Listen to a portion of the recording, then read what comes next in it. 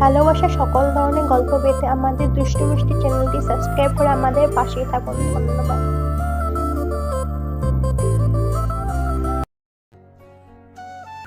দুজন দুজনের দিকে কিছুক্ষণ তাকিয়েছিল। তারপর রোহন সেখান থেকে চলে আসতে লাগলো। এই, তুমি এত রাতে কোথায় যাচ্ছ? রোহন কোনো প্রতি উত্তর না দিয়ে বাসা থেকে বেরিয়ে হাঁটতে ধরল। পেছন পেছন লিমাও আসছে আর বলছে, রোহান, এই রোহান, এভাবে যাচ্ছ কোথায়?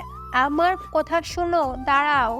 কিন্তু রোহনের দাঁড়াবার কোনো লক্ষণ নেই। রোহন হাঁটছে আর লিমা দৌড়াচ্ছে, তবুও লিমা রোহনের সাথে পেরে উঠছে না।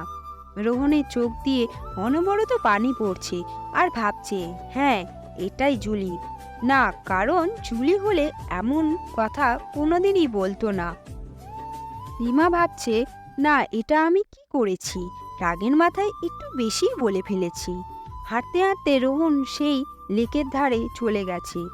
লেকের পাশে সড়কটা লাইটের ব্যবস্থা করে দিলেও চোরেরা অনেকগুলো লাইট চুরি করে নিয়ে গিয়েছে, তাই অনেক জায়গাতেই অন্ধকার। রোহন গিয়ে অন্ধকারের একটা জায়গায় বসলো। লিমাও রোহনের পাশে বসলো। রোহন লিমার দিকে না তাকিয়ে আনমনে সামনের দিকে তাকিয়ে আছে। অনেকক্ষণ নীরবতা। লিমার নীরবতা ভেঙে বলল, আর কতক্ষণ এখানে এভাবে বসে থাকবে? চলো বাসায়, বহুত রাত হয়ে গিয়েছে। কি হলো? আমি কিছু বলছি তো, বাসায় চলো, রাত বাড়ছে। আমি যাব না। যাবে না মানে কি? এখানে এমন ভাবে বসে থাকবে নাকি? হ্যাঁ, থাকবো। বাসায় চলো বলছি। আমার সময় হলে আমি চলে যাব। সময় না, তোমাকে এক্ষুনি আমার সাথে বাসায় যেতে হবে। বলছি তো আমি যাব না। কান দিয়ে যাচ্ছে না নাকি? হ্যাঁ, যাচ্ছি না। তুমি এখানে বসে কেন থাকবে? আমার এখানে বসে থাকতে ভালো লাগছে, তাই থাকবো। যাও তো, আমাকে একটু একা থাকতে দাও। আমার ভালো লাগছে না। রাগ করেছো? রাগ? কার ওপর রাগ করব? কার উপর মানে? আমার উপর রাগ করেছো তুমি? না, একটুও রাগ করিনি তোমার উপর। উল্টো আমি তোমার কথায় অনেক খুশি হয়েছি, জানো? খুশি হয়েছো মানে? ওই যে তুমি বললে না, আমি এত জলি জলি করি কেন? জুলিকে এতই যদি ভালোবাসি, ওর সাথে মরে গেলাম না কেন? হ্যাঁ, সত্যি সেদিন কেন যে আল্লাহ আমাকে নিয়ে নিল না। আমি এখন সবার কাছে একটা বোঝা হয়ে গেছি। সত্যি এখন আর বেঁচে থাকতে ইচ্ছে করে না। আত্মহত্যা পাপ। যদি পাপ না হতো, নিজেকে শেষ করে দিতাম আমি। এই, তুমি এসব কি বলছো? কেন, ভুল কিছু বলেছি আমি? তুমি না একটু আগে এই কথা বললে? আমি তো রাগের মাথায় বলে ফেলেছি, তার জন্য কি তোমার মন খারাপ করে বসে থাকতে হবে? আমি কই মন খারাপ করে বসে আছি? তুমি না বললেও আমি বুঝতে পারছি। বেশি বোঝা ভালো না। আমি মোটেও মন খারাপ করে নেই। আমি জানি তোমার মন খারাপ। চলো না, বাসায় চলো। তুমি কি করে যাবে সেটা তোমার ব্যাপার। এমন ভাবে কেন বলছো? রাস্তায় যদি আমার কিছু হয়ে যায় তখন কি করবে? রোহন কিছুক্ষণ কিছুটা একটা ভেবে বলল। আচ্ছা, চলো। রোহন লিমাকে বাসায় দিয়ে আবার বেরিয়ে যায়। তবে লিমা এইবার সেটা জানতে পারেনি। পরের দিন সকালে লিমা ঘুম থেকে উঠে দেখে রোহন বাসায় নেই। ফোন দেয় রোহনের নাম্বারে। হ্যালো, বলো। তুমি কোথায়? বাসায় কেন নেই? আমি তো একটু বেড়াতে এসেছি। তুমি বেড়াতে গেছো মানে? তুমি কাদের বাসায় গেছো বেড়াতে? তুমি চিনবে না, আমার এক কলেজ ফ্রেন্ডের বাসায় এসেছি। তুমি বলবে তো নাকি? আমাকে না বলে তুমি কার বাসায় গেছো? আরোহীদের বাসায় এসেছি। মানে কি? ওই, তোরে না আমি বলেছিলাম ওই বাসায় যাবি না বলে, তাও তুই কেন গেলি? সরি, তুই তো গাড়ি করছো কেন? আর তুমি আরোহীকে চিনো নাকি? আর তুমি কবে আমাকে না করলে? ওই, আর তুই একটা মেয়ের বাসায় কেন গেলি সেটা বল। আর তোর মেয়ে ফ্রেন্ড কেন থাকবে বল? তোমার সাথে আমি পরে কথা বলছি, আরোহী খাওয়ার জন্য আমাকে ডাকছে। এই বলেই রোহন ফোন কেটে দিল। আর এইদিকে লিমা রাগে ফুস। না, এইভাবে বসে থাকলে চলবে না। আজকে ওর একদিন কি আমার একদিন, সাহস কত আমাকে না বলে।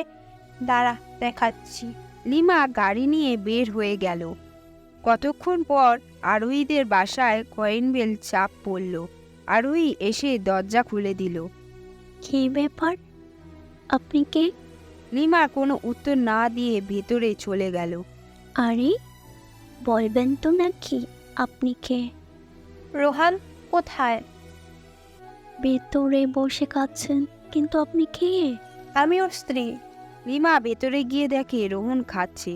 রোহনের কাছে গিয়ে, ওই, আমি তোরে আগেই বলেছিলাম এই বাসায় না আসতে। কবে না করেছিলে? আর তোমার সাথে পরে কথা বলছি, আগে আমাকে খেতে দাও। আরে রাখ তোর খাওয়া, আজকে বাসায় চল, তোর খবর আছে।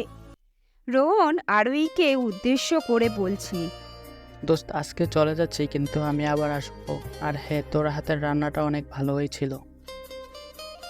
আর আঙ্কেল আন্টিকে আমার সালাম জানিয়েও।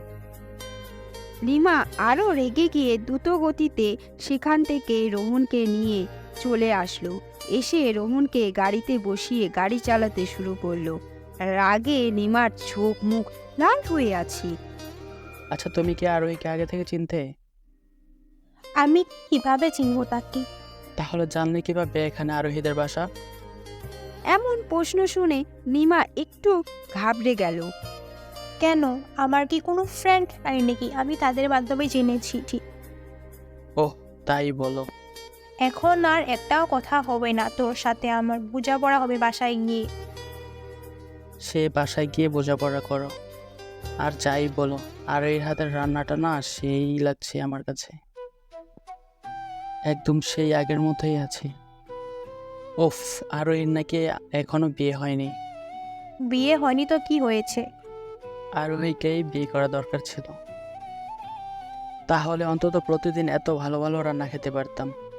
লিমা এইবার গাড়ি থামিয়ে রোহনের গলা চেপে ধরে বলল, আর একবার যদি ওই মেয়ের নাম উচ্চারণ করিস, তোকে মেরে আমি জেলে যাব, এই আমি বলে দিলাম। আরে আমার লাগছে তো, আমার দম বন্ধ হয়ে আসছে, ছেড়ে দাও আমাকে। তাহলে বল, আর ওই মেয়ের নাম মুখে আনবি? না না, আর আনবো না, ছাড়ো আমায়। লিমা রোহনের গলা ছেড়ে দিল। আমি বুঝলাম না, তুমি আরোহীর নাম শুনলে তো রেগে যাও কেন? তুই আবার ওর নাম নিলি। সরি সরি, আর নেব না ওর নাম। সারা রাস্তায় রোহন চুপ করে বসেছিল। হই, আমরা চলে এসেছি, তুই এখনো কেন এখানে বসে আসিস? না, আমি নামবো না, আমাকে মারবে তুমি। সেটা এখানে না, রুমে নিয়ে গিয়ে মারবো। কিন্তু আমার দোষ কি? সেটাও রুমে গিয়ে বলবো। ও তারপর রুমের দরজা বন্ধ করে দিল। এই দরজা আটকালে কেন? যাতে করে তুই পালিয়ে যেতে না পারিস, হারামি। রোহনকে ধাক্কা দিয়ে বিছানার উপর ফেলে দিয়ে বলল, তোকে বলেছিলাম না ওই বাসায় না যেতে? না, তুমি বলোনি, জলি বলছিল। সে যেই বলুক, তুই কিনলি কেন? জলি কষ্ট পাবে বলে আমি যেতাম না, কিন্তু এখন তো জলি নেই, তাই। জুলি কষ্ট পায় না সেটা ঠিক আছে, কিন্তু এখন তো অন্য একজন পাচ্ছে, তাই না? এই বলেই বুকের ওপর কিল ঘুষি শুরু হয়ে গেছে। আরে আমার লাগছে, ব্যথা পাচ্ছি তো। ব্যথা পাওয়ার জন্য দিচ্ছি, তুই আমাকে কষ্ট দিলি কেন? আমি কিভাবে তোমায় কষ্ট দিলাম? তুই জানিস না আমি আরোহীকে সহ্য করতে পারি না। আমি জানতাম জলি সহ করতে পারে না, কিন্তু তুমিও যে পারবে না সেটা জানতাম না। কারণ ওই ডাইনি তোকে প্রপোজ মেরেছে। তুমি সেটা জানলে কিভাবে? আমাকে শম্পা বলেছে। একদম মিথ্যা বলবা না। রোহনের কথা শুনে লিমা রোহনকে ছেড়ে দিয়ে বলল, আমার কাজ আছে, আমি গেলাম।